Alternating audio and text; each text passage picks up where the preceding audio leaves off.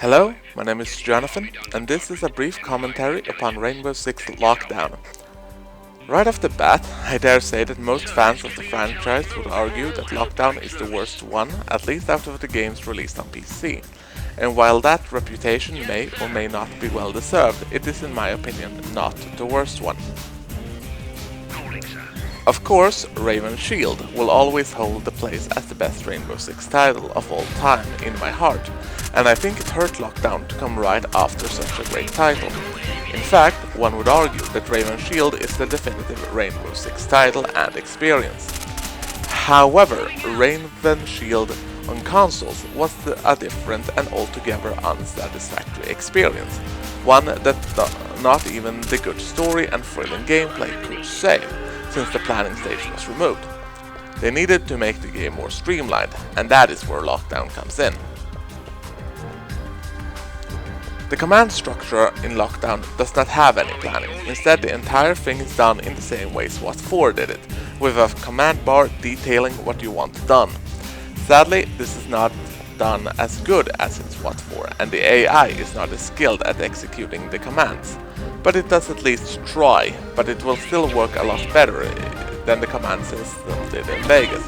And unlike Vegas, Lockdown can be unforgiving. You have a health bar, but there's no way to revive a dead friend nor yourself, and if you die, you will start all over again. To compensate for this, you can save, an abomination to be sure, but not worse than Vegas regenerating health and infinite tries. Vegas is however more intense and overall satisfying to play. The weapons in Lockdown feels like BB guns, and believe me, I tried plenty of those. The only attachments that make any sense are the scopes, since you very rarely need to bother with going quiet. And you will usually get better results arming your squad with heavy machine guns than silent submachine guns. And I think it's here that the true problem lies. You are encouraged to fight loud, but the game is not good at it. And it does not capture the blazing movie-style action Vegas was good at, and for that purpose disqualified itself from being a Rainbow Six title. Nor is it the kind of good of where the fuck did they come from tactics that you could execute in Raven Shield. It is the middle child between two games that are arguably good at what they do, each on their own end of the spectrum. It is, however, not Lockdown's only problem, but one of the two that I think is why this game rates so low. The other is the story.